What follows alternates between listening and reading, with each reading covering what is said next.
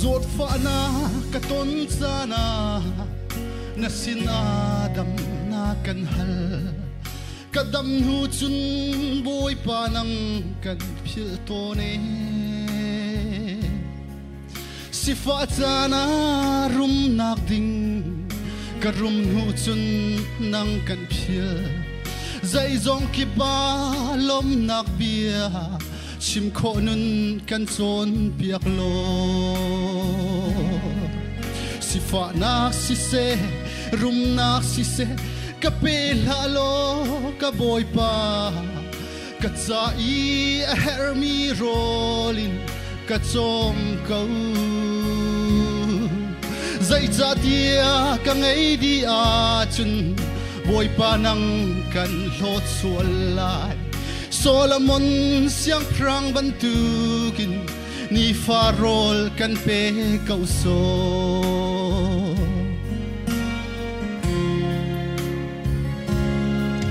cho chua nak le phim thiam na kan hali kam hu nu chun pe tu boy pa nang kan phili kan kalta ka ngai lau chana kan hal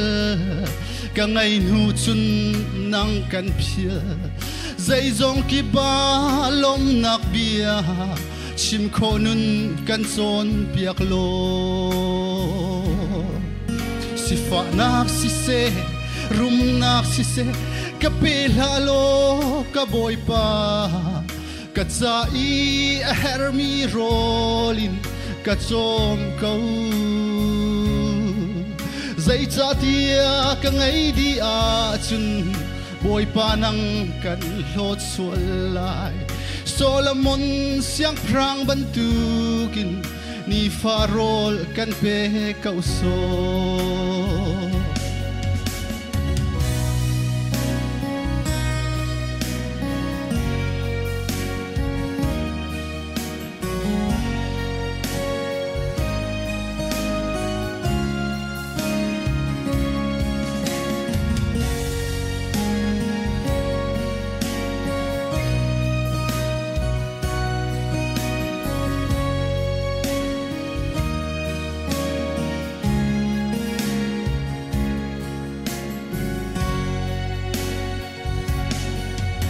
du I ka hal ton mi chu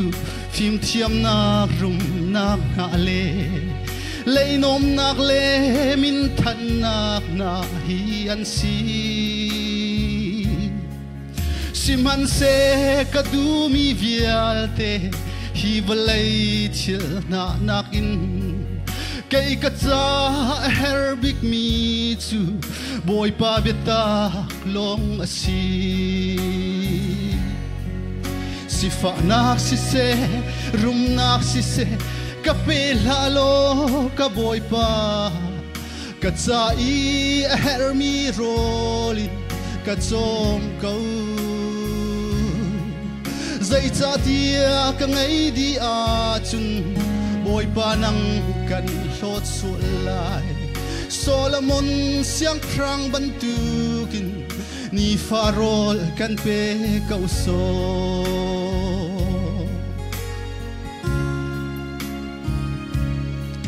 boy pa tel rum nak le lian ngan sun par nak na zong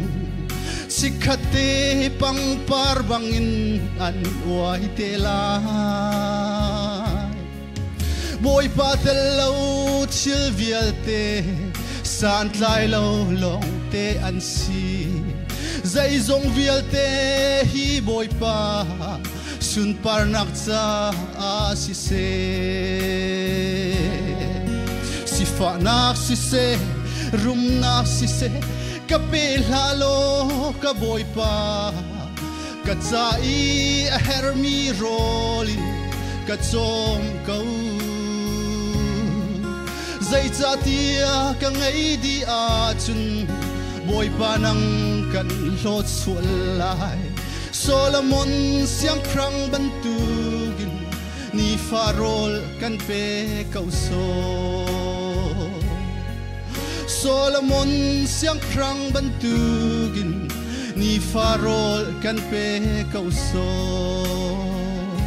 boy panisun parang so se